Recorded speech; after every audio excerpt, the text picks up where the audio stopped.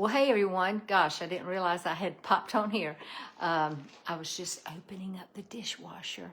My husband washed dishes after I had made this soup and turned on the dishwasher. I'm like, oh no, I've got a live video at 8 o'clock. So anyway, I've got it turned off now, so we'll get started. But I want to wait a few minutes for some folks to jump on. I ended up having about, I don't know, 60 or something people last night. So I want to wait.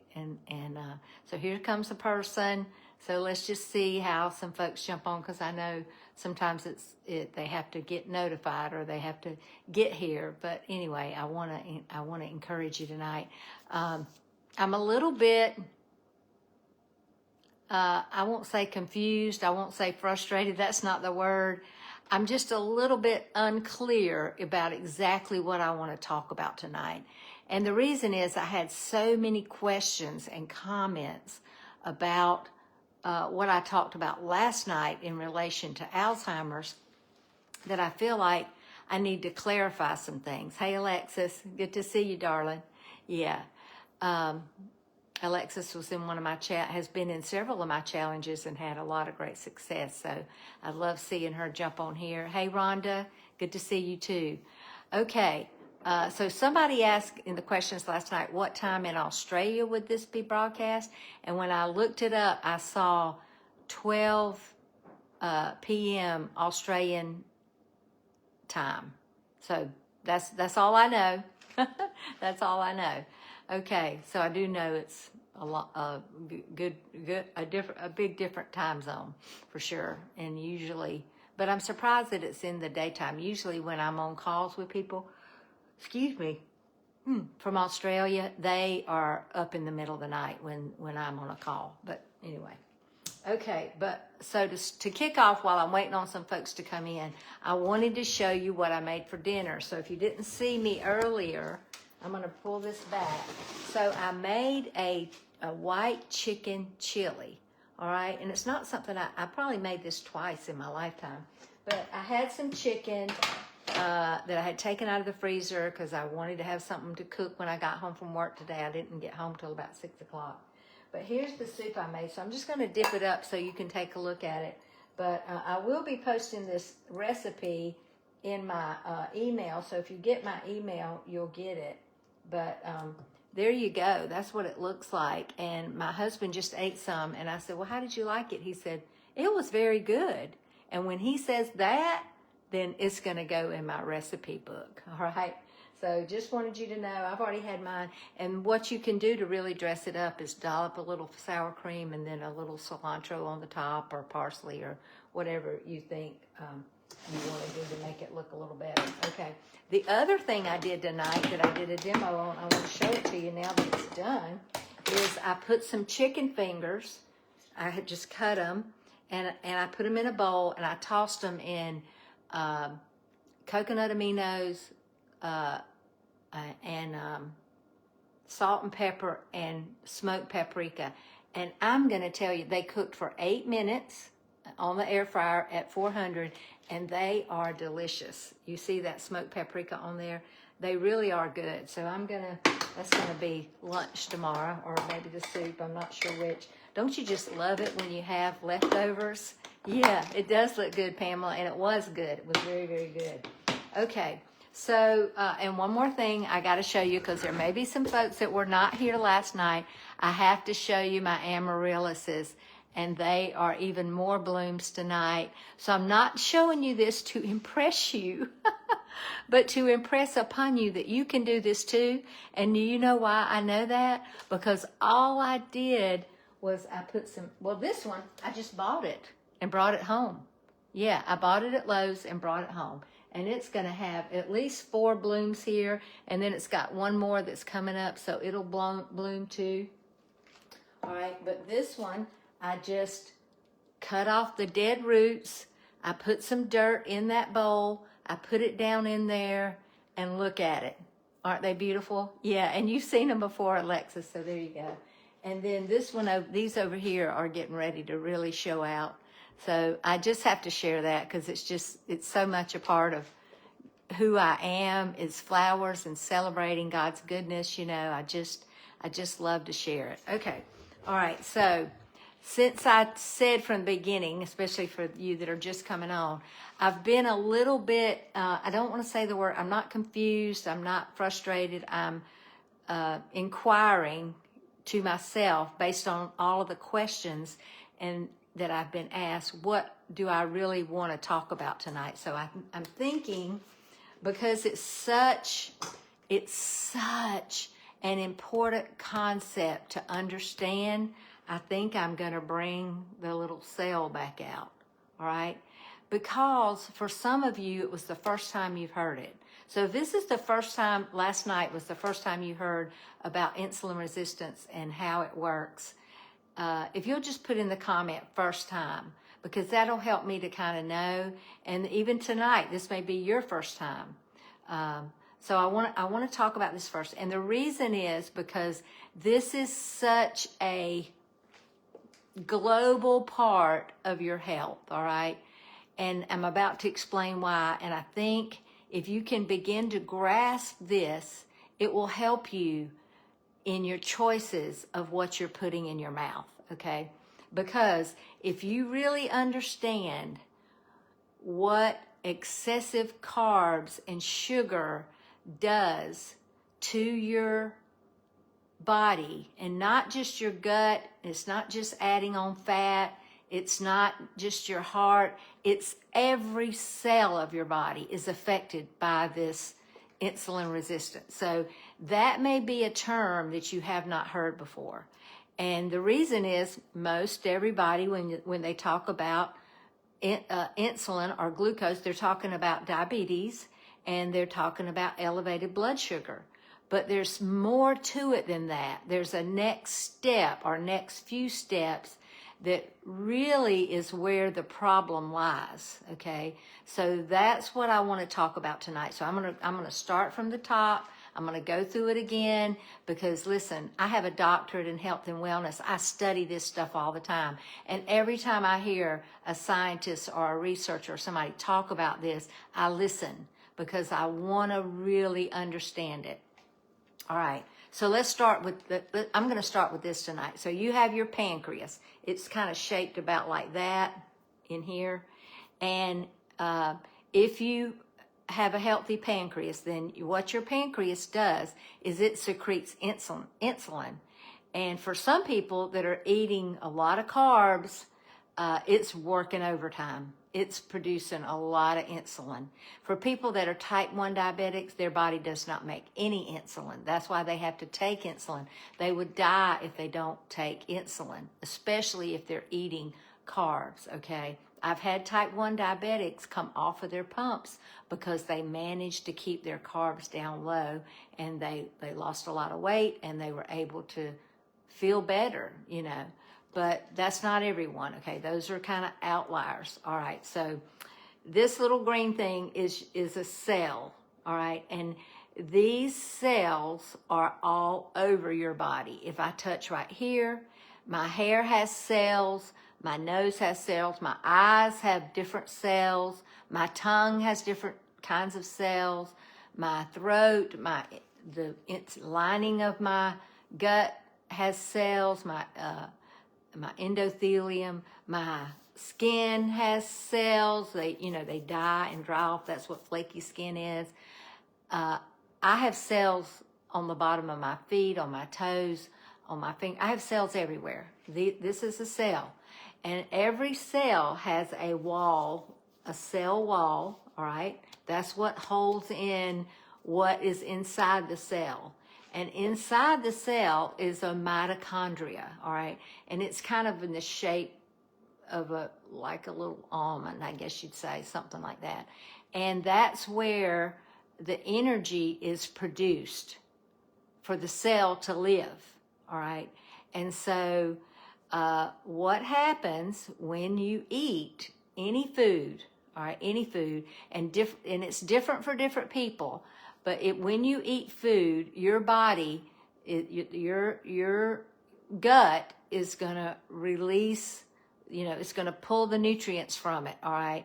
And glucose is going to be released into your bloodstream, especially if you eat carbs, and especially some carbs more than others, all right?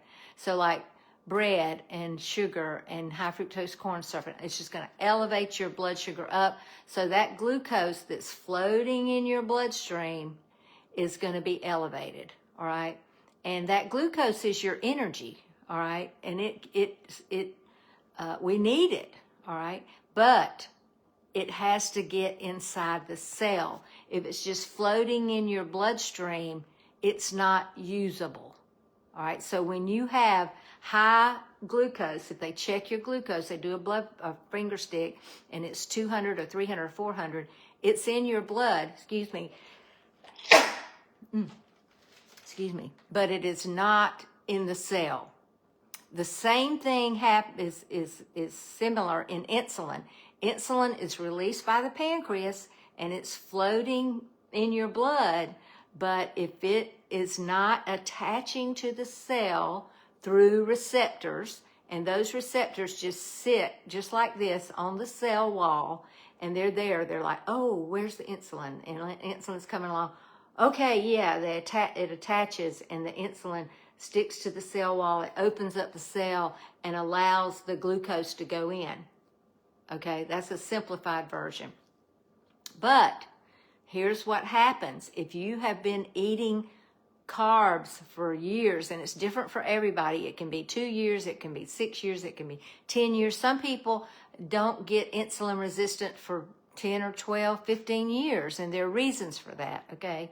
But if you go to the doctor and he checks your insulin levels, your insulin resistance, and they're high, then what's happened is those receptor cells quit working. They burned out. They're just kaplumped. They just are. And so what the result of that is nothing's happening to the cell wall. It's not being opened because that's what the insulin does. And so no sugar is getting in. So floating in the bloodstream is extra glucose and extra insulin. Well, insulin, you don't need it floating in your bloodstream. Let's just say that. I've read different things that one of the things it can cause is high blood pressure, because that insulin in the bloodstream can cause the walls of the vessels to not be as elastic. I have read that's why every diabetic just about that I've ever had is on high blood pressure medicine. And here's what I'm going to tell you. My clients, when they join my program, within 10 days, if they've done the program and they kept their carbs low, their blood pressure drops and they have to come off some of their blood pressure medicine. It literally drops too low. And so those are all consequences of too much insulin in your blood can cause metabolic dysfunction. All right. So does that make sense? Please in the comments put if you have more questions or whatever. But basically what happens over time is too many carbs, eating too many times a day. Because see, every time you eat, unless it's fat and some protein, your insulin level is going to raise up. Even a cup of black coffee can raise some people's insulin levels, okay? So it's something that's variable for different people. So like for me, there's certain things I can do with my coffee and my insulin levels don't go up. But other people, if they do that, then their insulin levels go up. So it's almost something you would need to check. And you can get a glucometer. They're like $49 and you can check that. And you really want your blood sugar to be about 90 in the morning. That's a good number. And if it's much over 100, then that's not a good thing. That means you've got too much glucose in your blood, especially if you fasted all night, which you should have if you're sleeping. And then that's not a good sign. So you want to be checking that somehow. You can order that. I mean, I can put a link for where you can order that glucometer. And like I said, it's $49. It's something for you to know. But you can also go to your doctor and do a fasting blood sugar and find out what your glucose levels are, all right? Now, to get your insulin levels checked, that's going to be a blood draw. You're going to have to do that. But the reason I want you to understand that so much is because it has such an impact on your health. It has an impact. Well, let me just say this. Last night I talked about this on the last And I'm not going to go over all this because last night I talked about Alzheimer's. But here's what I want to say. Here we go. So insulin resistance, which is where your cells are resistant to insulin. The insulin is no longer working to get the glucose into the cell, all right? And so if you are that, which you can go get a blood draw and find that out, all right, if you are that, and I'm just going to go ahead and say, if you have a lot of fat around the middle, or even, 15, 20 pounds of fat around the middle, I'm just going to tell you, you very likely are insulin resistant, and you'd have to get that checked. Now, just getting your blood sugar checked, your hemoglobin A1C, and I think I'll explain what that is in just a minute, but hemoglobin A1C is not the best indicator, because it can go up and down. It's an average over 3 months, but your insulin resistance is a very valuable number that you need to know, especially if you're getting ready to try to get healthier, okay? All right, but here we go. So insulin resistance in the ovaries is PCOS. And how do I know that? Because I've had so many women go on my program and reverse their PCOS.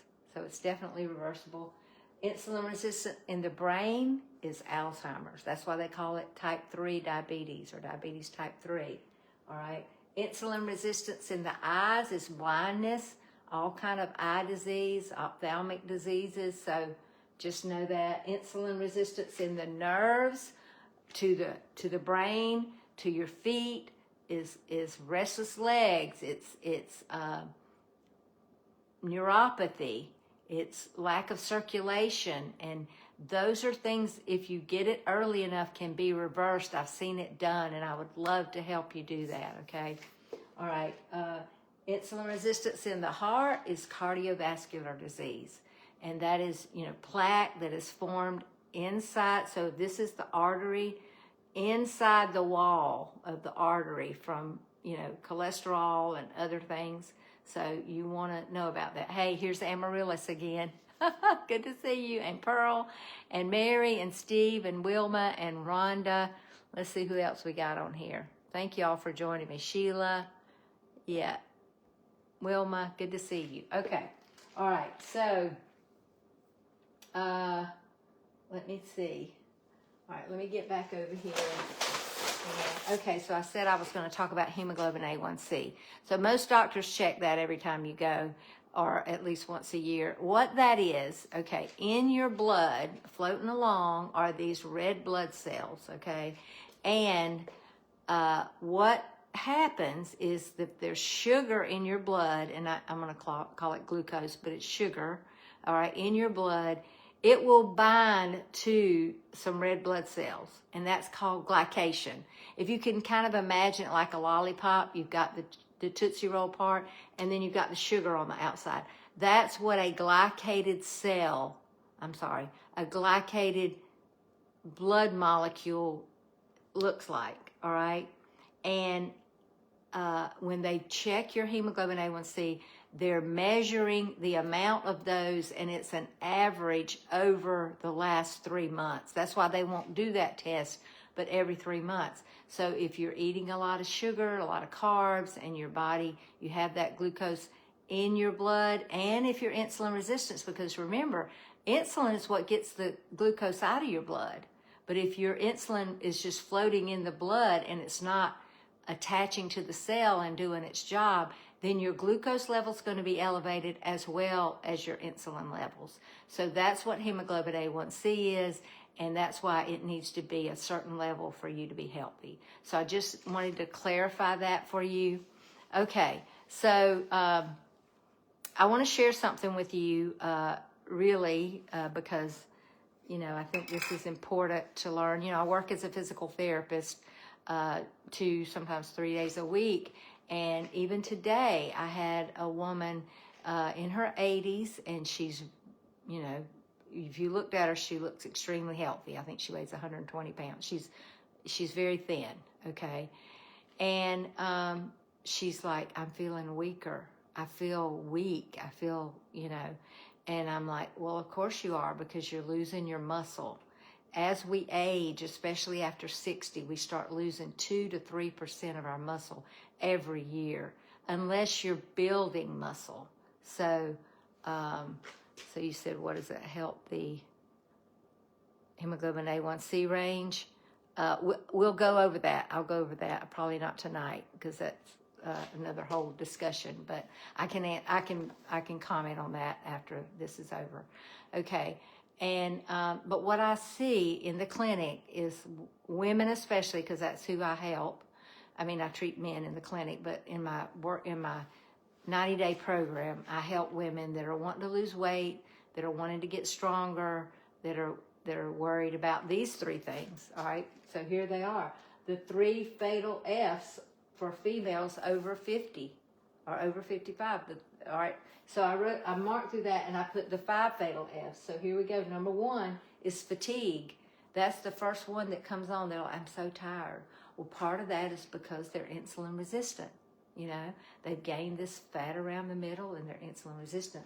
And then number 2 is frailty. So they get tired and they don't want to cook. So they're eating oatmeal, they're eating cereal, they're eating cheese crackers, they're eating things that really are not food, okay? Those are not really food, okay? You need protein. You need at least 100 grams every day. And that needs to be some good meat, not just, well, some people are vegetarian, I get that, but you got to get some good protein because you can't build muscle if you don't have protein. Protein synthesis is what builds muscle, and you're losing it every day if you're not building. I went and did a workout yesterday. I'm going to do a workout tomorrow. I'm going to eat my protein. That's why I made those chicken fingers, is because that's protein, all right? So number 3 is fall. So what happens after you get fatigued and frail, then you have a fall. And get this next statistic is a fracture, and this last one, fatality, is 35% of women over 70 that have a fall and break a hip not just women, men and women, 35% don't survive the first year. So that is a startling statistic to me. And so what are we going to do to prevent that? We're going to get our protein. We're going to exercise. I've got women in my group now that are exercising, and they're so excited about it because they're like, I never really wanted to do this. I just kind of thought, you know, a little working in the yard, sweeping and blowing and cooking and washing clothes and all that would help me get strong. But after 70, it doesn't happen. You got to do more than that. And you got to put down the pink weights and pick up some bigger weights to build muscle. But it doesn't take a lot. It doesn't take a lot. All right, so that's one of the things I offer in my program is workouts, and they're 20 to 30 minutes, and it's amazing how much fun they can be. All right, so here's what I want to tell you. I'm offering an opportunity, and it starts on Monday. I'm starting a new challenge. It's a 90-day, and if you're struggling with weight loss and cravings and low energy and aching joints and sleeplessness and just confusion about what to do, and you need accountability and a coach, then that's what I'm offering. And I want to tell you, there's a way to reverse your insulin resistance. There is a way, and that is the number one thing that we focus on, is getting your blood sugar down so that you can get into ketosis, all right? So what is ketosis?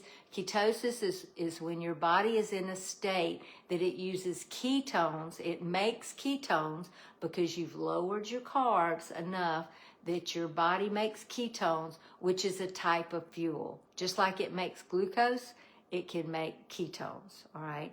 And your brain loves ketones. In fact, ketones is your brain's favorite fuel, and your body loves ketones. So as soon as you get into ketosis, after you've lowered your carbs for a few days, then you're going to notice a lot of things. You're going to notice your energy levels up, you're sleeping better, your gut system works better, you don't need all those antacids, you don't need all those things. Okay, so I don't even think I introduced myself at the beginning for the new folks. I am Dr. Nancy Stanley. I'm a physical therapist for 46 years. I'm a wife and mother of 3 kids and 4 grandkids and a wonderful son-in-law. And, I work a couple of days a week as a physical therapist. So like today, I saw back patients, I saw hip patients, I saw back surgery patients, I saw shoulder patients, I saw balance patients, and I'm noticing that these older people don't really realize how their health is slipping away. And I've spent the last 15 years studying and understanding the science behind weight loss. And I've helped over 2,000 people, just like you, drop 30 or more pounds and get their insulin resistance back in line and improve their metabolic health. That's what we want to do. So this is a strategy that works. And just yesterday, I was on the phone with one of my clients, and she's like, Nancy, I've been trying to lose this 25 pounds for years. And she said, I can't believe I've already lost 15 pounds in this first month. I'm like, yeah, it works if you work it. All right, so the first key to winning is this insulin resistance. That's the key. That's the battle. It's not cutting calories. It's actually managing your insulin resistance. And I'm going to teach you exactly how to do that. And you think, well, I've done all this before. I've done keto. I've done low carb. I've done all that.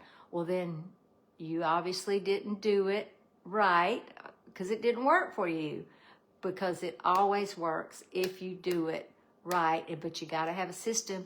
You got to have the right story. So I love to say, if you change your story, you'll change your body and you'll change your life.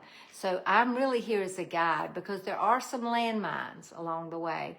And I'm here to guide you to how to keep away from those landmines, how to do holidays, how to do birthdays, what to cook, how to buy groceries, how to think about food in a different way that will help you to move away from this craving and these addictions. So it's not those drastic changes that really matter. It's incorporating and slowly integrating with a daily plan and a system that is manageable. And it's also getting in a support group with other people that are doing what you're wanting to do. I've always said, if there's something you want to do that you've never done before, and maybe this is it, then find somebody that's done it or coached it and let them coach you. That's a simple way to do it. So it's not about how. That's not really the thing. It's about why. And once you and I get on the phone and talk about the why, then we'll be able to map out a plan for your success for 90 days. And so when you're an actor in the play, you don't change the outcome. You just read the script. And you've been reading a script, and here's what that script probably has said. This little bit won't hurt. I'll start Monday. My mama was diabetic. I just can't. I'm so busy. I've heard those stories 1,000 times. And if you keep reading that script, you're going to keep getting what you're getting. But I believe you can change that script.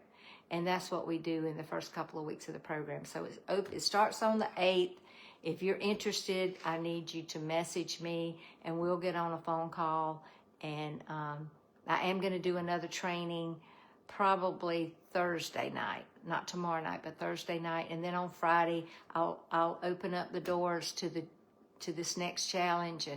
And I'm only taking, I've got a few people already, so I'm probably only taking about 10. So I need to hear from you really quickly. So let me hear from you, and let me see if I can see any questions. It typically here, I see your names, but I really can't see your questions. But as soon as we get done, okay, what causes someone who walks 5 to 6 months and can't lose weight? I also do intermittent fasting. Okay, hey Rhonda. Okay, so there's probably other things involved. Walking does not really get your heart rate up unless you're walking briskly. 4 to 5 miles is a lot of walking. But if you've been through menopause, there may be some issues with your hormones. but you really got to get into ketosis, I think, if you want to start burning fat, if that's what you're wanting to do. And you've also got to start doing some strength training to build muscle, because muscle, and this is another lesson for another day, but muscle is the thing that burns sugar. All right, your muscles love and they burn a lot of sugar. But if you don't have much muscle, and walking doesn't really build muscle, all right? Walking is good. I'm not saying don't walk, but it doesn't build muscle unless you're walking uphill or you're climbing or even running. That's going to build a little bit more muscle. But walking is good, but you gotta begin to start doing some. And intermittent fasting's good. It is. But if it's not working for you, then there's something you got to change up. And I would say it's probably you're gonna have to be doing some heavier weights. And that's one of the things I do offer in my program. I offer some workouts with that help guide you along and add more weight and get more resistance. So let's see if there are any other questions. Okay, that's all I see right now. Okay, so join me Thursday night at 8 o'clock, and we'll cover some more information. I'd love to hear from you what some questions you have. Do you have any questions? Are there things that you would like to know, maybe about my program or maybe about just your health in general? You know, I'm not your doctor, but I do a lot of research. I listen to a lot of podcasts, and yeah. So thank you all for watching, and I'm going to jump off now, so y'all have a great night. Before you leave, tell me where you're watching from. Just put it in the comments, and if you've got a question, put it in the questions, okay? Yeah, or put it in the comments, and I'll answer it as best I can. But let's remember these 3 fatal F's. We want to stay away from fatigue, frailty, falls, fracture, and then fatality. So we don't want any of those, do we? Y'all have a great day. Great night.